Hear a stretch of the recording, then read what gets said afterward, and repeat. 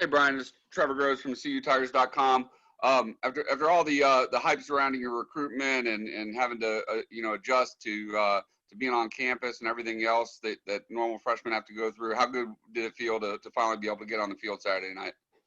It was awesome, especially just being so unsure early on about the season, just getting out there and being with my teammates and playing. It was super exciting and just really relieving, honestly, just to be out there and playing and, doing what we've been working so hard for this whole offseason. It was awesome.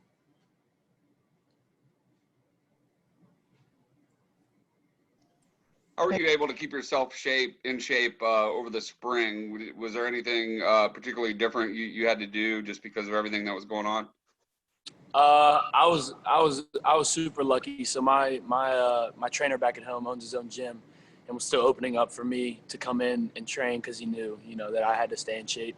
So I was still able to go in there and train, and I'd go to local fields, and run and stuff, and do some D-line work. But it was definitely not ideal, but there was still ways to get it done. Brian, this is Brian with the state newspaper. Just coming from what you did in high school and that competition, what was the step up like when you got to Clemson, and how do you feel like you adjusted? It was a huge change. Graduating high school early and coming in here was night and day. It was everyone's super strong, super technical, and I had to learn all that coming from high school. I definitely relied on my strength and my ability in high school, and when I got here, I had to get a lot more technical and learn the plays, and so it was a huge change from high school to college. But I'm starting to get it down now. Who was it mainly? I mean, I know the coaching staff, but any players also that kind of helped you with that adjustment and learning all of that kind of stuff? Yeah, Tyler Davis would be in here all the time with me, going over plays, technique, watching practice after we had practiced, just all that. Jordan Williams as well. Both of those guys definitely really helped me learn the plays, and it was awesome learning from players who could be in there all the time with you. So. Hey, Brian, it's David Hood with TigerNet. Coach Venables, he was kind of laughing at you. You jumped off sides there right at the beginning. Did you get any grief in the film room for that one? And then, how special was it to kind of follow that up with, the half sack and the block kick? Yeah, I think they kind of forgot about it because of that. But I was, running out there for the first time. I was super nervous, just getting out on the field, even though, there were no fans there, but just the idea of being out in my first college game, I was definitely a little bit shaken up and nervous. And I get out there, and the first play I jumped off sides didn't really help, but getting that half sack and then blocking that kick was definitely like a big relief for me. Like it was kind of like, just when all the butterflies go away and you're just out there playing football. So. How much, your dad played college football, your mom played college basketball, sister, I think still plays college basketball. Your dad has said that it's a competitive family and that you guys knock each other down out on the basketball court. How much did growing up in that kind of environment, mold you into the player that you are? And, what are some of the best stories that you've got from growing up in a competitive family?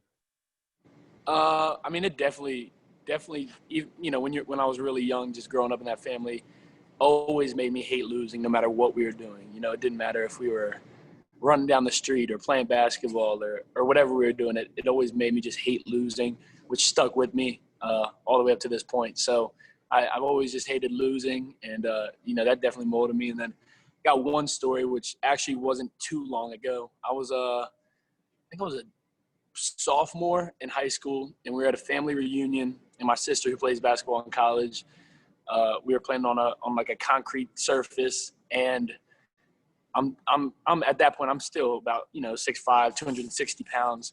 So I'm dribbling full speed down the court, and it's like 5-on-5, just family.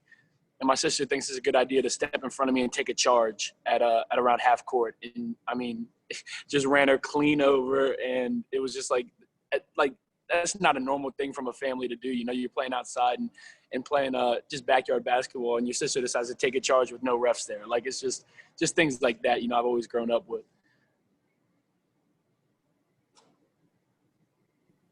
Hey, Brian. Larry. Sorry, Hannah.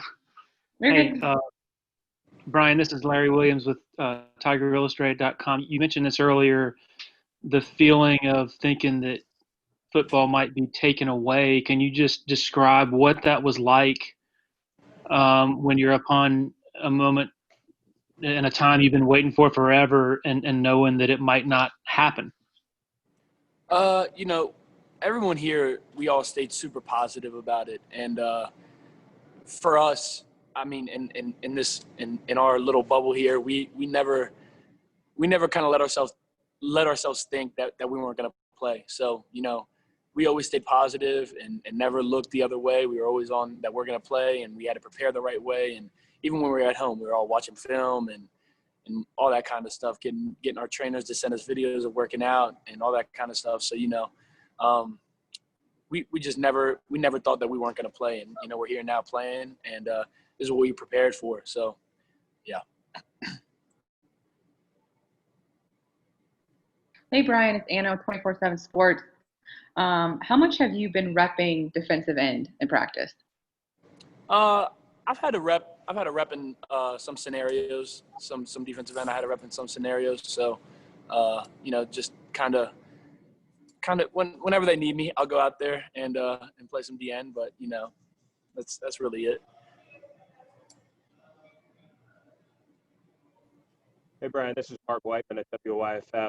DJ said yesterday one of his earliest Clemson memories was watching Taj Boyd bomb the ball down the field. I'm just curious for you, when did Clemson come onto your radar as a place that you might like to play football down the road?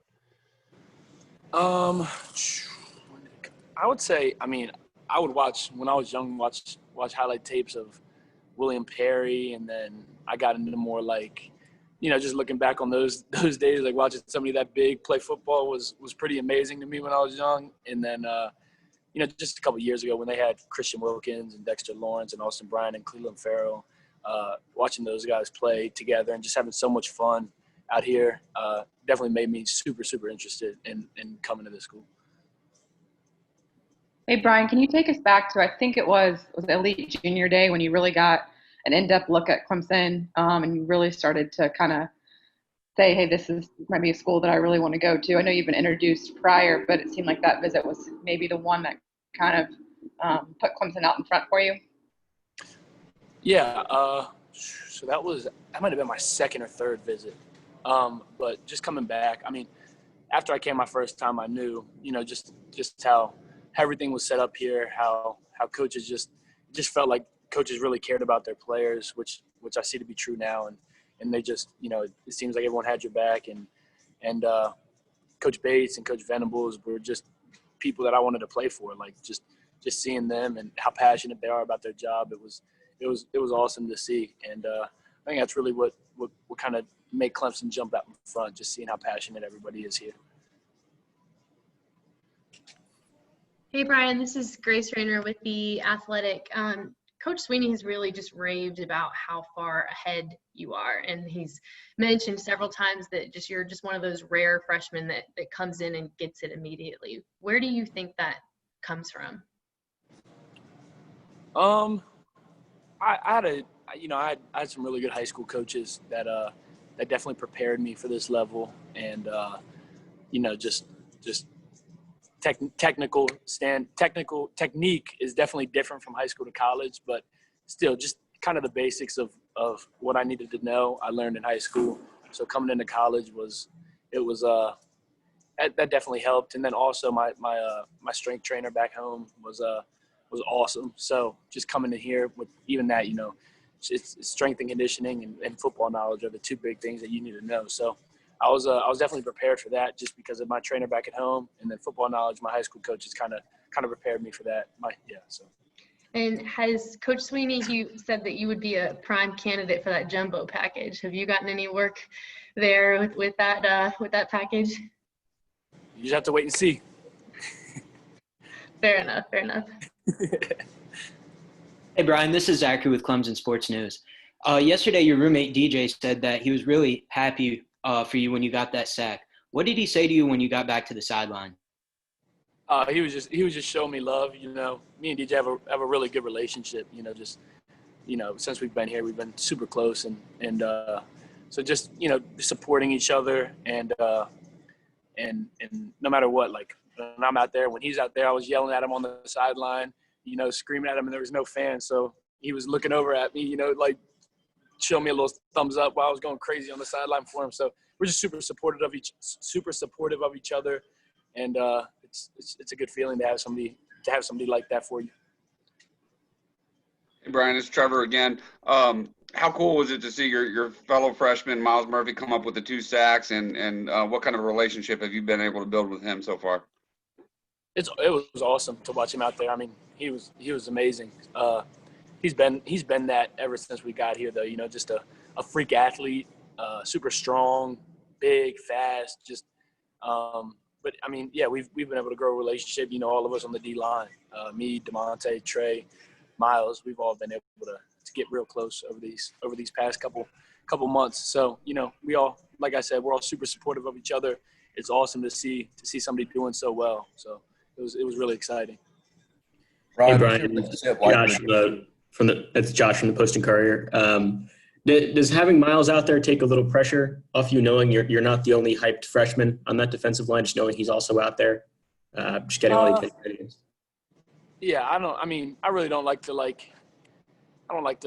back on that like the whole high school recruiting stuff and being hyped in college. You know, it's all, at this point, it's just we're all playing and we got to prove ourselves now. So, you know, I mean, if our play shows, you know, that we're doing well, then we're doing well. And I think Myles definitely showed that last week. You know, he played awesome. And like I said, it was super exciting to watch.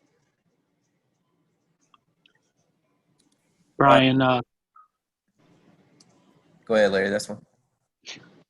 Sorry, Matt. Bryan, Larry Williams here again. I think back going into spring practice, you tweaked your knee, and correct me if I'm wrong, I think it was from pickup basketball just a couple of days before the spring. Did you get any grief for that, and how did that happen? And then what was it like going into spring, sort of, you know, not having to be not full strength, I guess?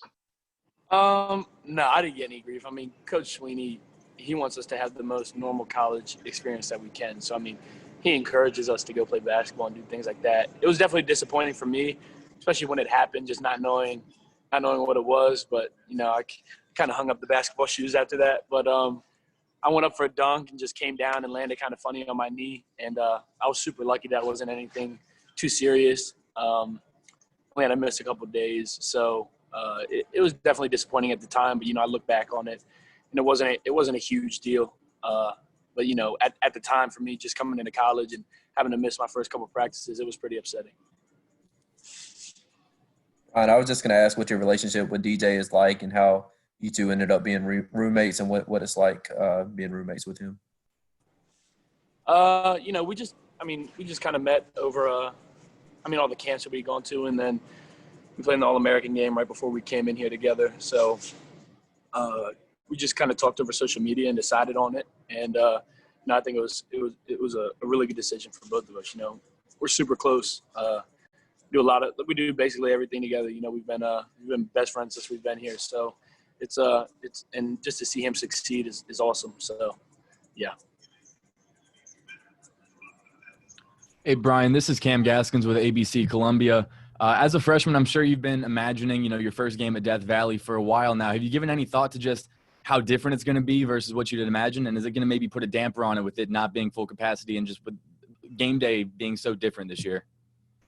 I mean, I'm super excited to see any fans at this point. You know, just all those people that are coming out to watch us will be awesome. I'm super excited to see them. I'm definitely nervous to play in Death Valley for the first time, but then again, like I said, super excited. And you know, I'm sure it'll be just what I expected. You know, experience wise, and it's gonna be super fun. And then kind of a follow-up, you said you were a little nervous there. You nervous about running down the hill for the first time? Have you asked any of upperclassmen about any pointers for getting down there without falling? We've been talking about it a little bit, me and DJ, about running down that hill. You might see me on a little trot down the hill. You might not see a full sprint from me.